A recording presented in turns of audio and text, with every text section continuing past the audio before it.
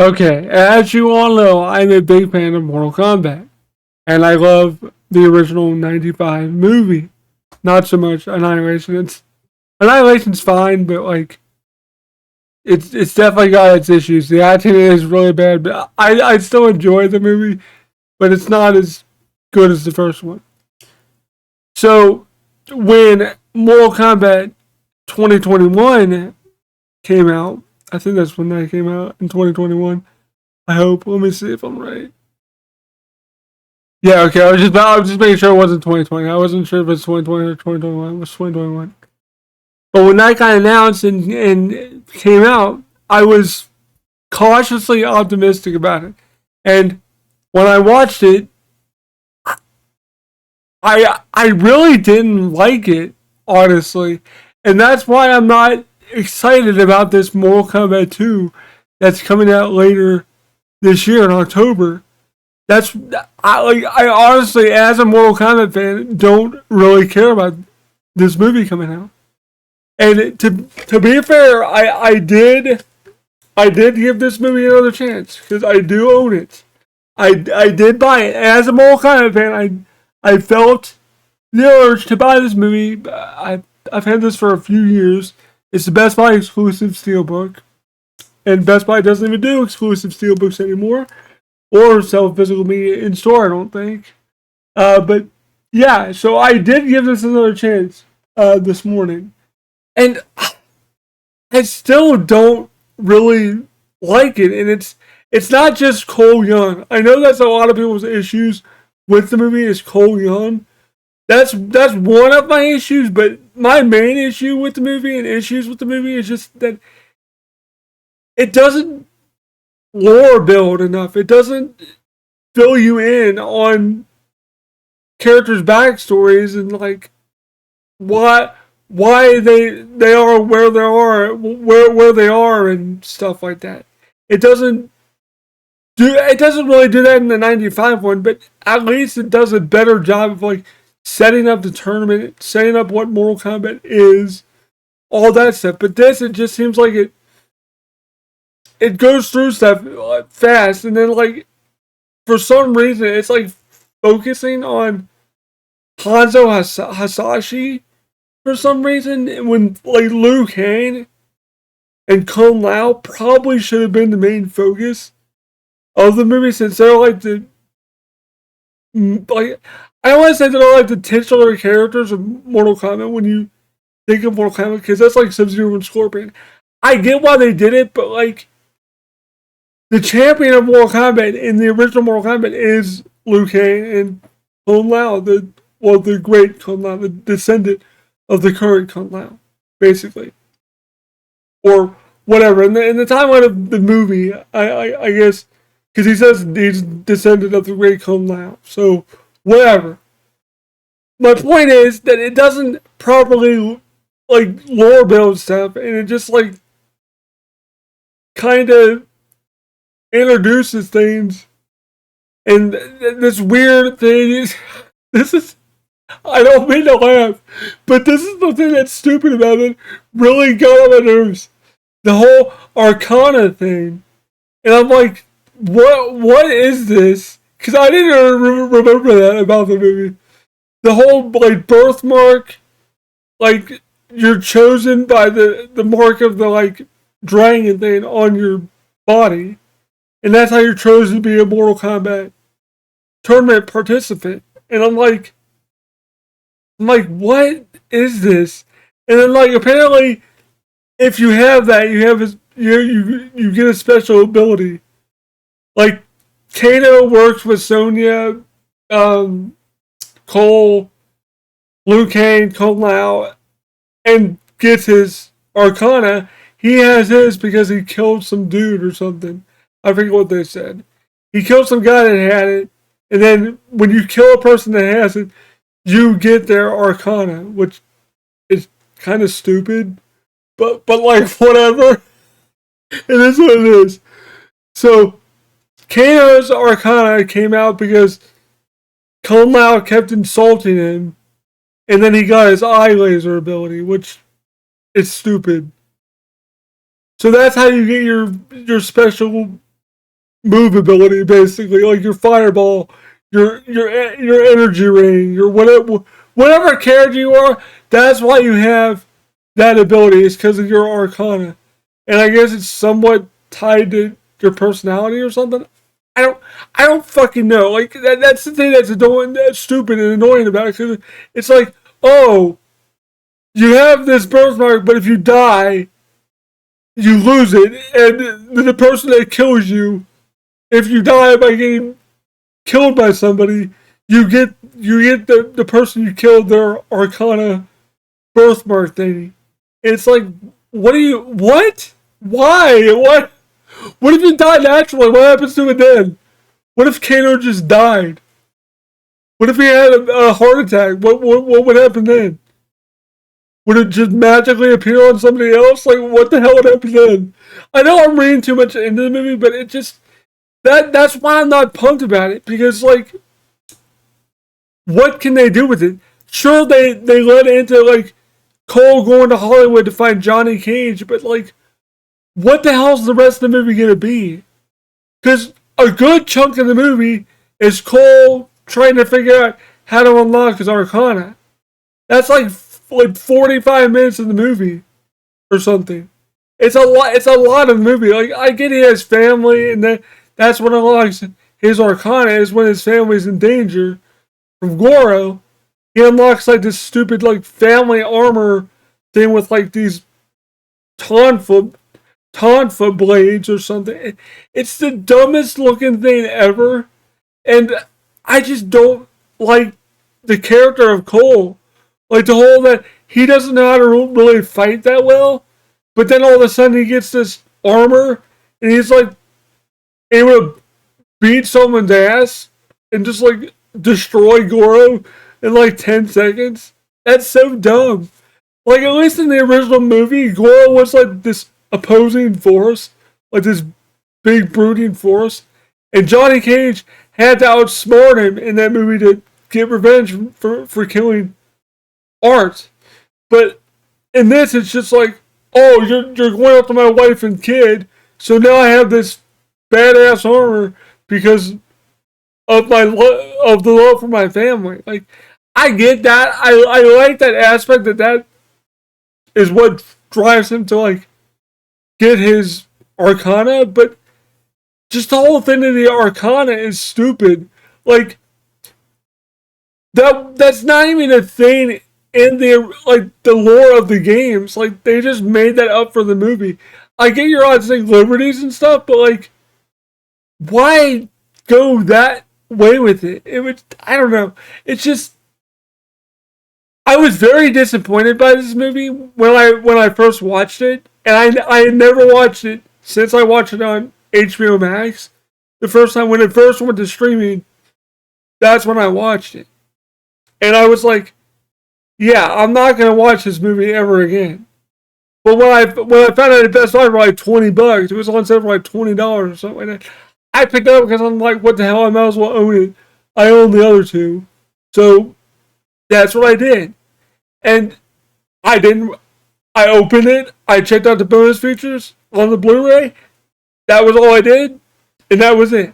And I put it back on the shelf for like 4 years, or probably 3 years. It probably came out in 2022.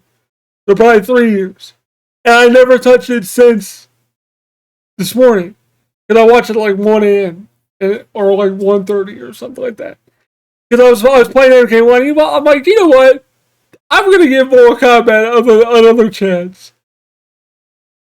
And I did. I'm like it's good. Like, Kano as a character is what saves this movie. Like, he's a really like funny asshole-ish character. I love his character. They did his character well. And like Hanzo. Like, Hanzo and Bihan, their characters were done pretty well. The whole like revenge aspect, I liked that. But just the way the movie executed everything else around those characters and around other characters, it's just like there's no meat there. There's no backstory. Like, Liu Kang just like explains, this is what I was on the street almost dead, and Raiden found me and blah blah blah blah blah. And it's like, what? What about his brother? What about all that stuff they did in the original movie? Like that at least built some lore. Like his brother doesn't exist in the games, but at least the lore they gave Liu Kang in the original movie made sense. Because he was the champion or the chosen one for Mortal Kombat. But like Cole Young, wow, he's like an MMA fighter that sucks. He can't fight that well. But then he finds out he's a descendant of Hanzo Hasashi. He's like, oh, well, I can't fight, so I'm going to leave. He leaves, and then Goro goes to where he lives and basically trying to kill him. And his family goes after his family because his wife attacks Goro with the axe or something, and that's how he gets his armor. That's dumb. Like, why did they need this whole plot device with this Arcana thing to make this movie make sense? Like, they had to do that to make it make sense, I guess, in the context of this movie. And yes, there's blood and gore and fatalities in it, but they're very few and far between, to be honest with you. Like, they're not. Hold on, let me think about this. There's Natara. She dies in like 5 seconds. I forgot she was even in the movie. Kabal dies in like with it, like 20 minutes after he's introduced, he dies from Liu Kang. Kung Lao kills Natara. Reiko gets killed by Jax. He gets his head exploded, like clapped off, like in Mortal Kombat 2. And then Shang Tsung steals the soul of Kung Lao, basically kills him. The end of the movie, Scorpion toasties Sub-Zero. I think I'm forgetting somebody. What am I forgetting? Oh yeah, Kano rips out Reptile's heart. There's like 5 or 6 fatalities in the movie. Are they cool looking? Kinda. But like, were they necessary? Not really. Like I feel like they did those just to do them because they could. They had the rated R rating and they could do like a few fatalities, and that's what they did. And they weren't anything spectacular. They weren't like really cool looking. They were just kind of corny and cheesy looking. Like, fatalities are more for the video games because they're allowed to be over the top because it's a video game. But I don't think it really works in a movie setting. But that's just me. Like, maybe that's just nostalgia for the original movies talking. But like, even then, like, they didn't have fatalities, but overall, that was still a good movie. Like, people can say that the 95 one isn't good either, but at least it built some kind of lore to it. At least it didn't like stray away too far from the original source material and do like weird shit with like Arcana. Made up a character called Cole Young that wasn't even a good fighter. Like, if they would have made him like better as a character, I would have been on board with it. But his character just falls flat. Like, he's like a beginner MMA fighter that fights for like $200 a night, and he gets his ass kicked. Like, how does that scream like, oh, this is a chosen guy to fight in Mortal Kombat just because he's a descendant of Hanzo Hasashi? Like, that doesn't make sense. That doesn't mean he's gonna be a good fighter automatically. Like, that's what you think when the movie starts. Like, oh, you're gonna think like, oh, he's gonna be beating people's asses, but no, he's the one getting his ass beat, and it's weird. It's weird how they set up his character. Because like you think like, oh, he's a descendant of Hanzo, so he's going to be a great martial artist. But no, he's a family man that has a family trying to just support his family. That's it. He's not a good fighter, but like then he gets like literal armor, like plot armor, so he doesn't die because he's a bloodline of the bloodline of the Hasashis. Like I could go about this for like 30 minutes, but I'm not going to. Basically, that's why I'm not pumped about this movie. It's the first one just fell flat for me. It just didn't. It didn't do what I was expecting, what I wanted from it. I thought there was going to be more like lore building to build up to the tournament. The Mortal Kombat tournament wasn't even in the first movie. It was basically Shang Tsung trying to cheat his way to victory before the tournament even started officially. So the whole movie didn't even make sense. Like the tournament didn't even happen. I'm assuming Mortal Kombat 2 is going to be like them seeking out the rest of the chosen fighters, like Johnny Cage and whoever else. And then the tournament's going to be like the last half of the movie. That's how I think the second one's going to go. Do I care about it to go see it in the theater? No. Am I going to watch it when it goes to streaming? Probably. I will watch reviews of it to see if it's any better than the first one, but I don't have my hopes up for this movie. I really don't. Because like I said, even the sequel, Annihilation, it still continued on from where MK left off. Yes, it wasn't good, but it at least kind of tried to wrap things up in the most stupid way possible. With some of the worst like acting that I've seen, like a action movie, but like at least it continued and like continued on with that lore. And even though one last thing I'm going to discuss is the fighting choreography of it. It's just bad. Like it's really bad. Like it looks like on paper it looks good, but like if you actually like sit back and look at it from like the standpoint of like actual good choreographed action movies, like I'm gonna give it an example, like the John Wick movies, they are very well choreographed. You can definitely tell they're very well choreographed, the John Wick movies. These, you can definitely tell they're just kind of just throwing punches and not really using like real martial arts stuff. But John Wick, you can tell is actual like martial arts stuff. Even in the original Mortal Kombat, a lot of those guys and girls are martial artists. Like hell, the guy that played Scorpion and Sub-Zero, they're both accomplished martial artists. And the one guy that plays Scorpion is a stunt dude. So like, they know what they were doing.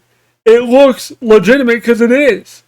This, it didn't look legitimate. Plus, I know because I asked them when I met Scorpion and Sub-Zero. Yes, I actually met the actors that played them in the movie.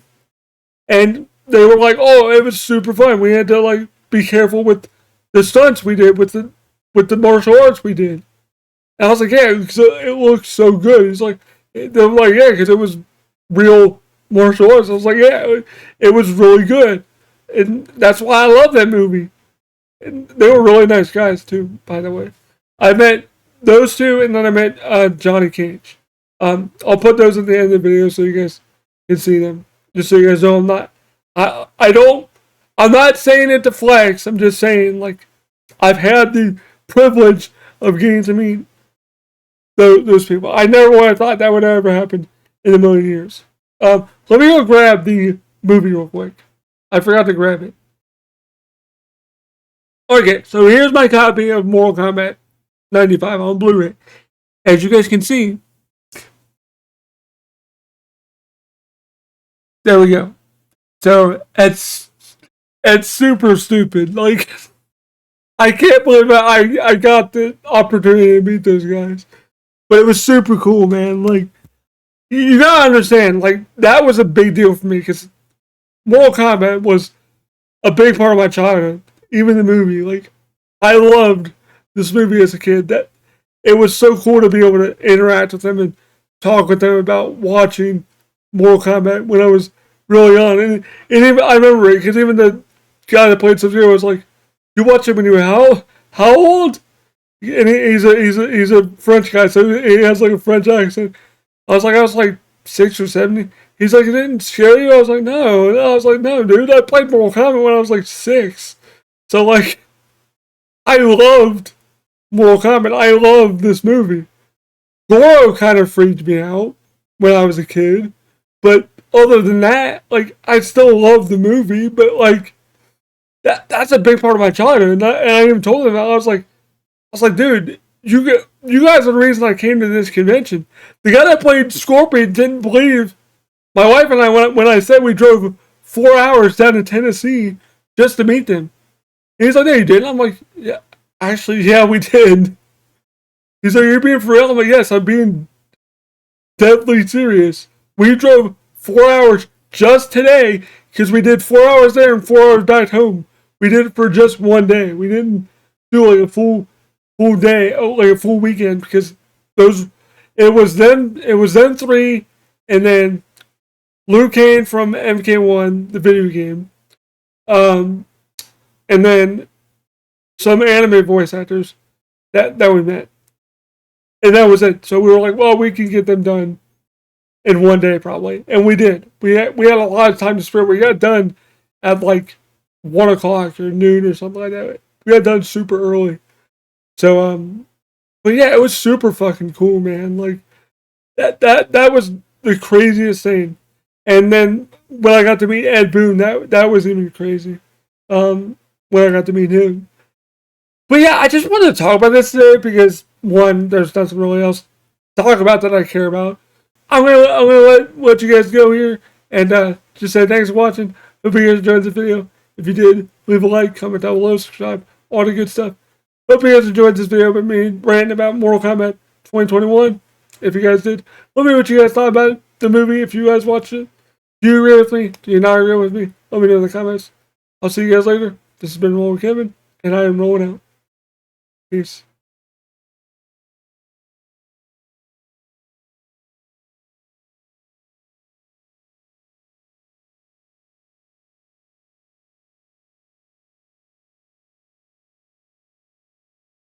Thank you all for watching this video. If you did like it, don't forget to leave a like, comment down below, subscribe, click the bell button for all notifications so you get notified if I go live, post a video, post on my community page, or anything like that if YouTube does notify you.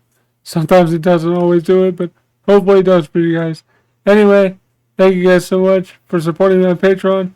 Shoutouts go to my patrons, Sonny Silva, Catfish Cat, Lee Fernay, Team Dale, Elliot Scott, Mac and Dude, Preliab, Harry Fernandez, William Scott, AJ Gottawa, Oliver Frederick, Lynn Ernhorn, Marcus Malahi, Brianna, Nuclear Reactive Man, Rebecca H., Just Good Enough, Gorgon Koluskovic, Justin M. Daggins, Daniel Childs, Patrick Oliver, and Harold Huckabee.